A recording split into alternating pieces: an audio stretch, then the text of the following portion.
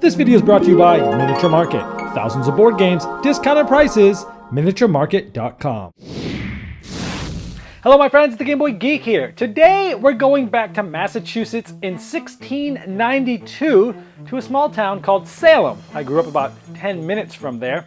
We're looking at a deduction game today called Salem. This is for 3 to 7 players, has 2 basic modes of playing, a basic and a full game, and this is brought to us by Passport Game Studios. This is a deduction game where you're trying to find out who the witches are. Let me show you how it's played. I'll see you on the other side.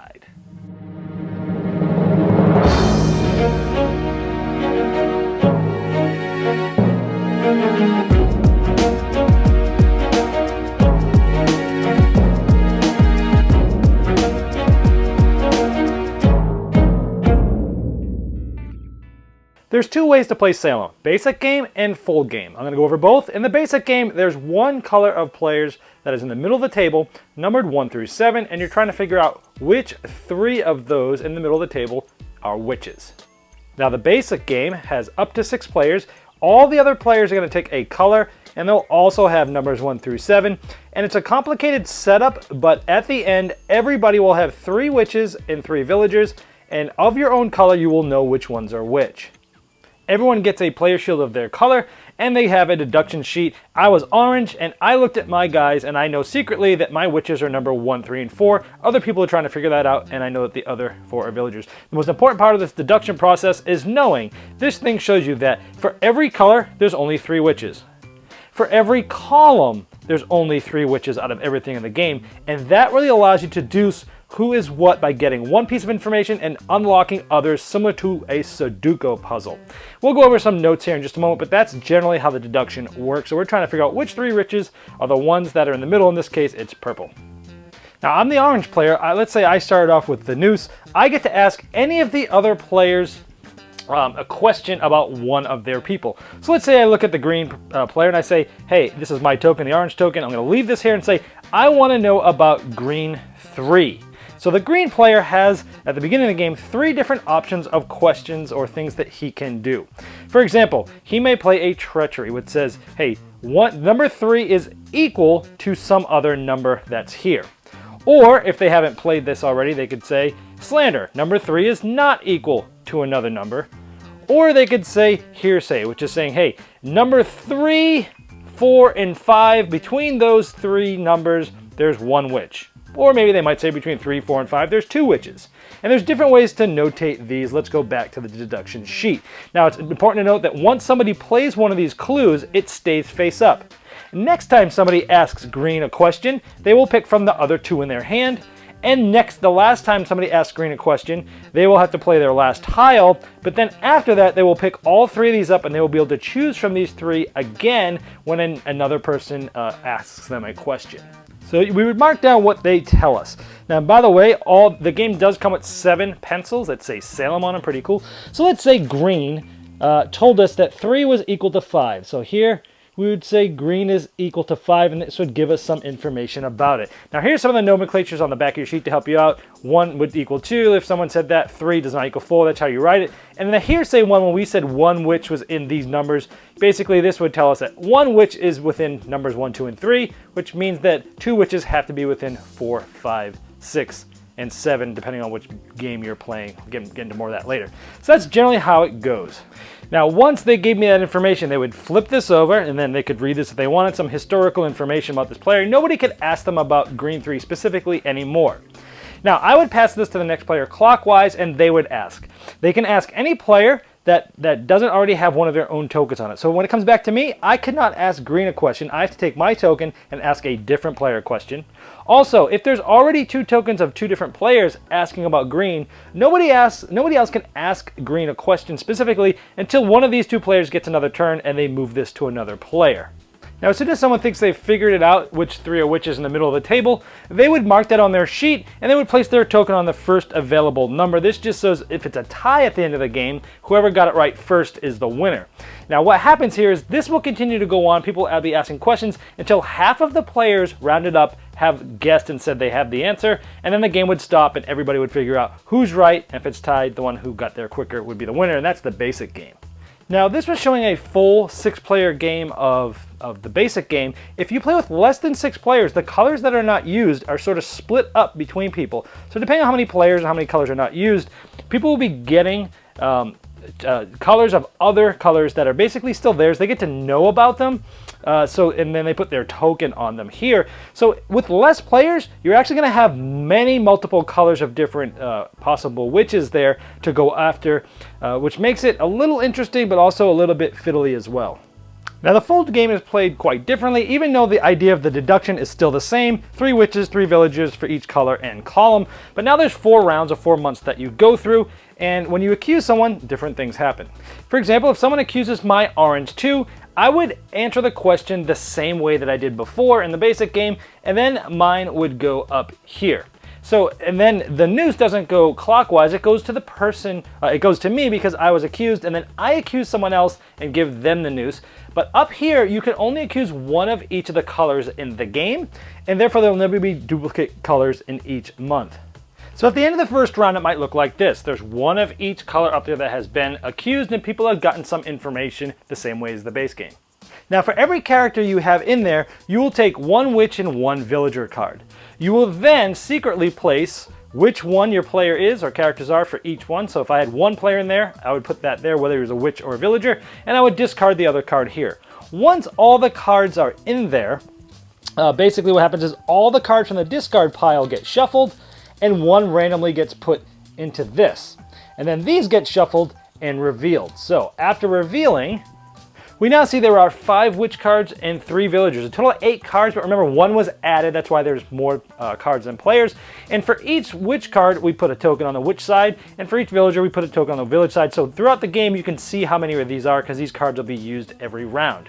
Now based upon this, we know that there is either 5 or 4 witches because we add 1 in there. Based upon that, people are going to secretly vote which ones they think are the witches. So everybody has cards, 1 of each color, plus a bluff card. This player, orange, will select which ones they want to play. And then once everybody has selected them, everyone would reveal. And for everyone, that was the bluff card. That did nothing except bluff people as to how many cards I was putting down. And let's say I said yellow, purple, gray, and blue. So I have placed my orange tokens on the 4 that I thought were witches. Everybody else would do the same thing simultaneously after we revealed. Then any player or character that has at least 1 token of them are hung, and they are all flipped over to be shown that these people were hung because somebody accused them of being a witch. And there'd be more tokens out there because other people's tokens would be there, and then we would start the next round. After the 4th round is over, we would flip this over for final scoring. We would go through each character 1 by 1, and we would say, hey, this first one, now we would do it out on the board, but I'm showing you this so it's a little bit easier to see. We would go with this character, and we would flip this over and say, this player was a villager, and nobody hung them. That's good. Nobody got penalized. We'd look at the next one. We would say, okay, this green number 5 is a witch. Nobody hung them. So everybody except the green player would have to put their tokens on this board in the corresponding color. These are essentially negative points. So anytime you wrongly accused a villager or did not correctly accuse a witch that's not your own color, you would have to put a token here. You go through every character that's out in the game, so that's basically 28 characters. And then at the end, whoever has the least amount of tokens here is the winner. And if it's tied, you share the victory.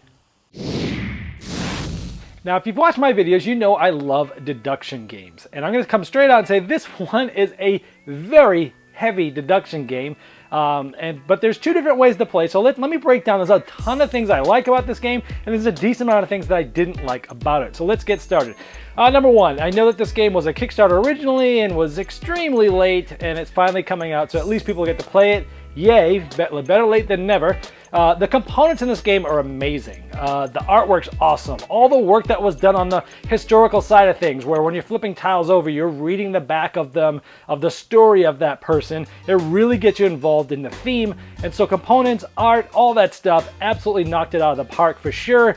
Great thing. I love the player shields. The deduction sheets are double-sided. That comes with the pencils, the news token. Pretty much, everything's great component-wise with the game. Now, gameplay itself. two different things here. There was a basic game and a full game, and they feel and play quite differently, even though the premise of how the deduction works is the same. With that being said, the basic game I liked better, actually, because if you've seen some of our deduction reviews before, I like pure deduction without a whole lot of other stuff going on with it. And with that one, basically you're asking questions, you're accusing people, you're listening to their questions, and then you're just really trying to find out who the three witches in the middle.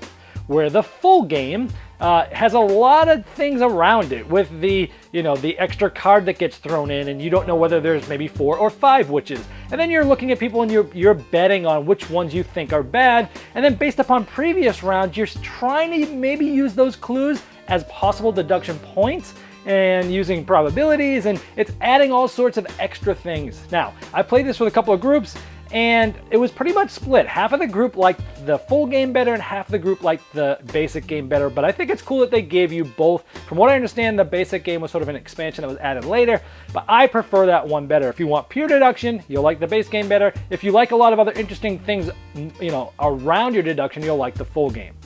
So overall, now the design itself, I've got to say, is pretty impressive. Now the setup is quite daunting, and if you screw the setup up, oh man, what a mess. We did that once. It takes a while to set up, but the payoff is good because it's such a unique design where there's 3 witches of each color and 3 witches are on each column number.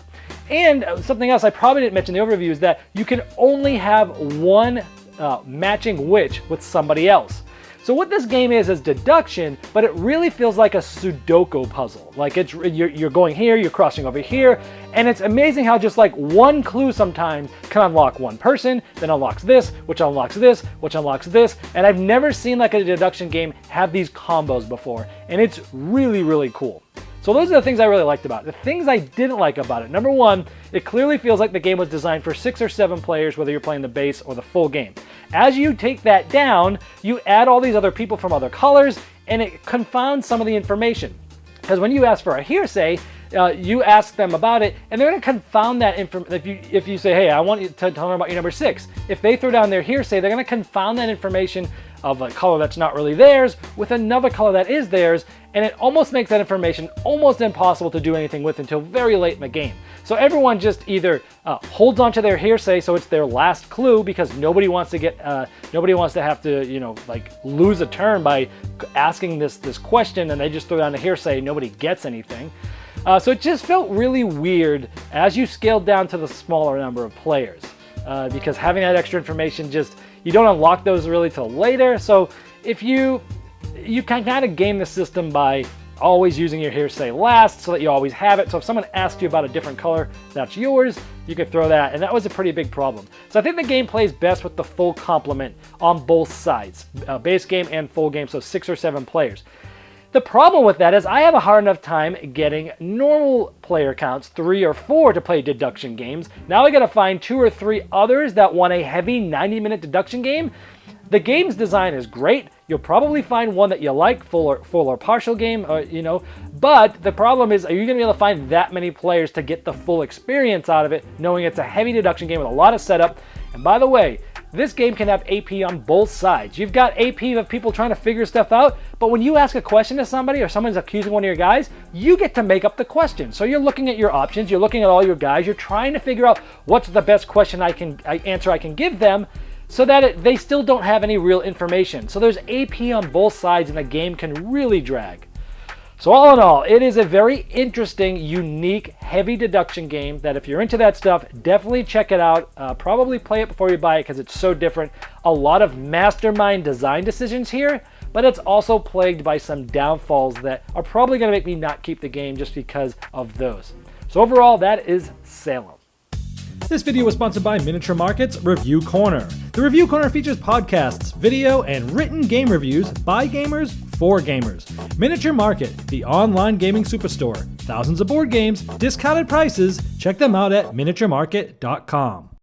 I'd like to thank each and every one of you for backing me on Kickstarter, making this season become a reality. I'd like to especially thank those here that have backed me at the credit level. Now, these video reviews are also available by audio on our podcast. It's the intros and the final thoughts on GameBoyGeek.com. Click podcast.